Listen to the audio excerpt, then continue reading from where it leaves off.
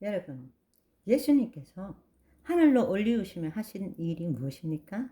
바로 예수님을 믿음으로 구원을 얻은 자에게는 새 언약 안에서 하나님의 영이 임함으로써 그리스도 안에 있는 자들은 더 이상 구약에서처럼 음부로 내려가지 않고 하늘에 있는 아버지 집 낙원에 머물 수 있도록 하신 것입니다.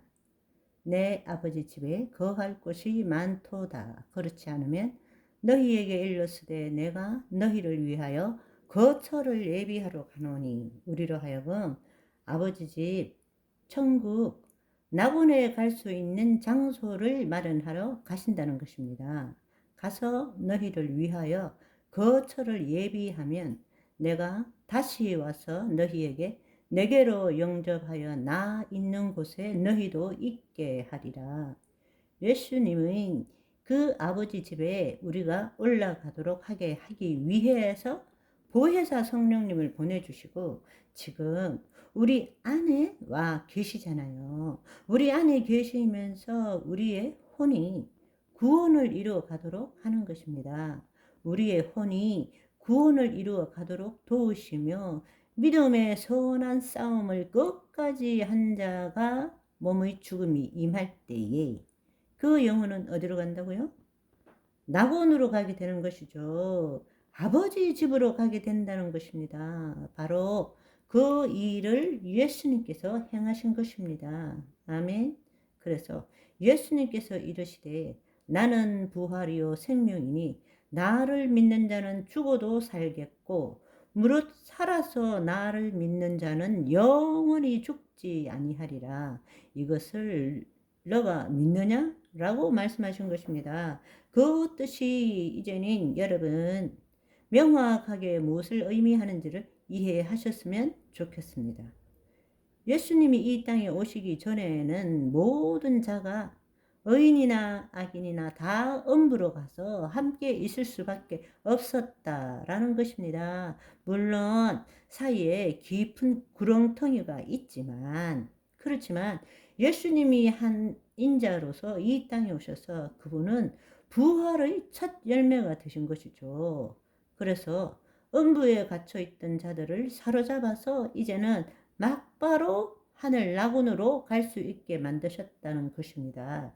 왜냐하면 예수님께서 약속하신 보혜사 성령님을 우리 안에 보내주셔서 우리 안에 하나님의 영이 있기 때문입니다.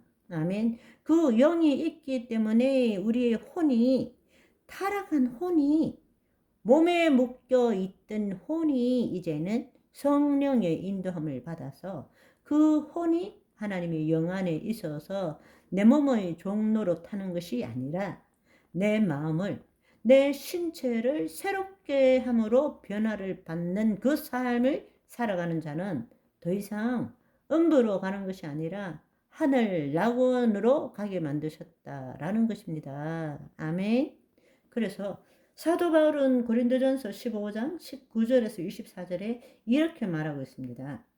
만일 그리스도 안에서 우리가 바라는 것이 다만 이 세상뿐이면 모든 사람 가운데 우리가 더욱 불쌍한 자이니라.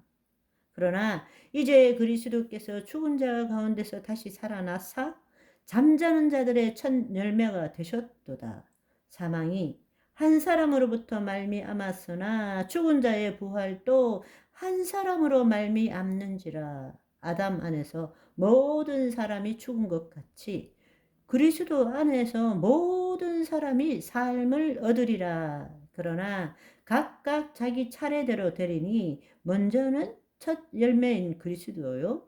다음에는 그가 강림하실 때에 그리스도에게 속한 자요. 그 후에는 마지막이니 그가 모든 통치와 권세와 능력을 멸하시고 나라를 하나님께 아버지께 바칠 때라. 이것은 최후의 심판 때를 말하는 거예요.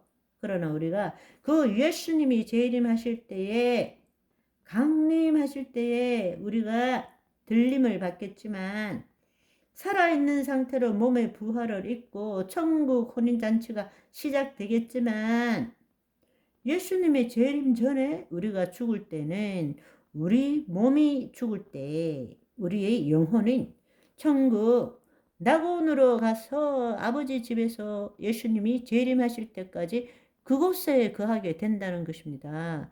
그런 의미에서 우리가 천국이라고 부르는 천국은 우리가 말하는 것처럼 영원히 지속되는 것이 아니라 중간 단계일 뿐입니다. 정확한 용어로는 낙원. 예수님이 재림하실 때 우리가 이 땅에서 1000년 동안 왕노릇 하는 거예요. 몸의 부활을 입고. 그동안에 거하는 곳이 어디냐? 하나님 나라예요. 그러면 심판이 있고 난 다음에 최후의 백보자 심판이 있고 난 다음에 있을 곳은 어디입니까? 새하늘과 새 땅이라는 것입니다. 그런데 우리는 그냥 천국 가면 영원히 있는 곳 이렇게 생각하지만 그렇지 않다라는 사실을 여러분이 아시면 좋을 듯합니다. 우리가 이제 음부에 대해서 알았다면 그렇다면 지옥은 무엇인가? 지옥은 무엇을 의미하는 것이고 어떤 곳인가? 신약 성경에 지옥이라고 표현된 말은 헬라어로 게헨나라는 뜻입니다. 게헨나. 게헨나 모두 12번이 나옵니다. 이 게헨나 12번 중에서 딱 한 번만 야고보서 3장 6절에 예수님의 동생인 야고보가 사용했고 나머지는 모두가 예수님이 사용하셨습니다. 12번 중에 11번을 예수님이 지옥이란 용어를 사용하셨습니다. 한 예로 대표적인 예가 마가복음 9장 47절 48절을 보시면 만일 내 눈이 너로 범죄하거든 빼버리라. 한 눈으로 하나님 나라에 들어가는 것이 두 눈을 가지고 지옥에 던져지는 것보다 나으니라. 거기에는 구더기도 죽지 않고 불도 꺼지지 아니하니라 말씀하고 있습니다. 불이 있으면 구더기는 다 죽어야 되는데 거기에는 우리가 상상할 수 없는 것이죠. 구더기도 안 죽어요. 불도 꺼지지 않고요. 그것이 지옥이라는 말입니다. 그런데 여러분이 잘 이해해야 될 것은 지옥으로 표현된 이 게헨나라는 것은 히브리어로 골짜기를 뜻하는 것입니다. 골짜기를 뜻하는 것이 게라는 뜻이고 그 다음에 흰놈이라는 인명, 지명이 흰놈입니다. 그러니까 흰놈의 골짜기란 뜻입니다. 구약 성경에는 흰놈의 골짜기라는 것이 여러 번 나오고 있습니다. 흰놈의 골짜기란 뜻을 가진 이 게헨나는 실질적으로 지옥이 아니고 예루살렘 남쪽 비탈 아래 있는 계곡을 가리키는 지명입니다.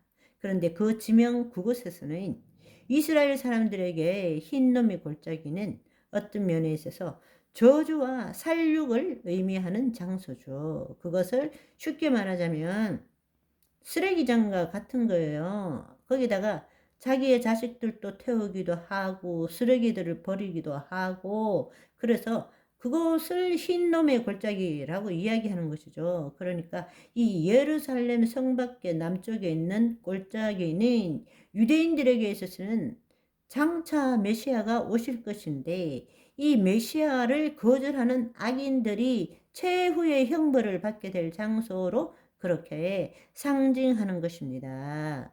그런데 예수께서는 벌레들이 우글거리고 쓰레기와 죽은 시체와 불길이 밤낮으로 타오르는 게헨나 흰놈의 골짜기를 가리키시면서 마지막 심판날의 악인들을 태울 불길을 영영한 불이라고 그렇게 표현하고 있는 것입니다.